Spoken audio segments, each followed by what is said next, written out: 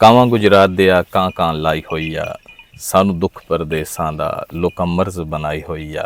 ਕਾਵਾਂ ਗੁਜਰਾਤ ਦੇ ਆ ਦੇਸ਼ ਪੰਜਾਬ ਦਾ ਸੋਹਣਾ ਸ਼ਹਿਰ ਗੁਜਰਾਤ, ਦਰਿਆਏ ਚਨਾਬ ਦਾ ਕਿਨਾਰਾ, ਸਾਵਨ ਮਹੀਨੇ ਦੀ ਦੁਪਹਿਰ, ਸ਼ਹਿਰ ਦੇ ਸ਼ੋਰ ਸ਼ਰਾਬੇ ਤੋਂ ਬਹੁਤ ਦੂਰ ਇੱਕ ਖੂਬਸੂਰਤ ਮੈਦਾਨੀ ਹਸੀਨ ਵਾਦੀ, ਖਾਮੋਸ਼ ਤੇ ਪੁਰਸਕੂਨ ਫਜ਼ਾ।